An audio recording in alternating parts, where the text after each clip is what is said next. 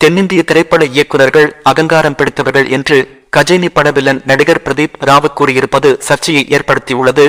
இயக்குனர் லோகேஷ் கனகராஜ் படத்தின் திரைக்கதை விவாதத்தில் ரஜினிகாந்த் பங்கேற்றுள்ளதாக தகவல் வெளியாகியுள்ளது. அதிமுகவில் ஓ பன்னீர்செல்வம் இணைவதாக வரும் தகவலில் எந்தவித அடிப்படை ஆதாரமும் இல்லை என்று முன்னாள் அமைச்சர் RP உதயகுமார் அதிகாரப்பூர்வமாக விளக்கமளித்துள்ளார்.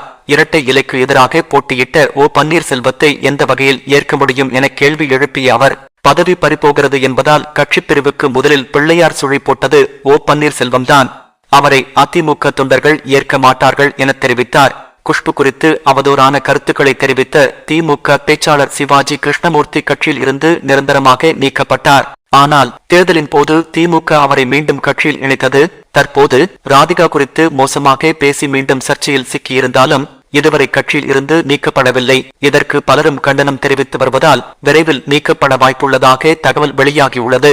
ராகுல் காந்தி மாவோயிஸ்ட் தொனியில் தொழிலதிபர்களுக்கு எதிராக பேசி வருவதாக பிரதமர் மோடி விமர்சித்துள்ளார். மக்களவைத் தேர்தலில் மண்டி தொகுதியில் பாரதிய ஜனதா சார்பில் கங்கனா ரனாவத் போட்டியிடுகிறார்.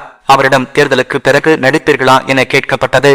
அதற்கு ஏதேனும் ஒரு துறையில் மட்டும் கவனம் செலுத்த விரும்புவதாகவும், அதனால் தேர்தலில் வென்றால் திரைத்துறையில் இருந்து விலகிவிடுவேன் என்று கூறினார். அதே நேரத்தில் ஏற்கனவே ஒப்புக்கொண்ட படங்களில் நடித்து முடிப்பேன் என்றும் கங்கனா தெரிவித்தார். ரஜினிகாந்த் ரசிகர்கள் மட்டுமல்லாமல் அனைத்து தரப்பு மக்களாலும் கொண்டாடி தீர்க்கப்பட்ட படம் படையப்பா.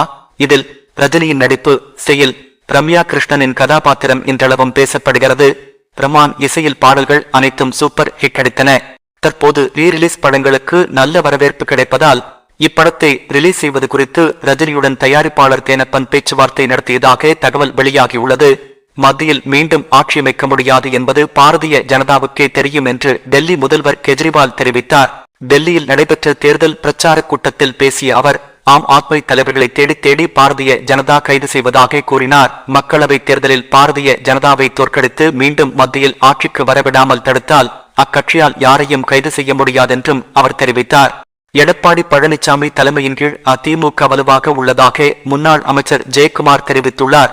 வார பத்திரிகை ஒன்றிற்கு அவர் அளித்துள்ள பேட்டியில், அதிமுக பிளவுபட போவதாக சட்ட அமைச்சர் ரகுபதி தனது கற்பனை திறனை வெளிப்படுத்தியுள்ளதாகவும், அதிமுகவில் பாரதிய ஜனதாவோ வேறு யாருமோ விரிசலை ஏற்படுத்த முடியாது என்றும் தெரிவித்துள்ளார். ஷங்கர் இயக்கத்தில் கமல்ஹாசன் நடித்துள்ள இந்தியன் 2 திரைப்படம் வரும் ஜூலை 12ஆம் தேதி உலகம் முழுவதும் வெளியாகும் என படக்குழு அதிகாரப்பூர்வமாக அறிவித்துள்ளது.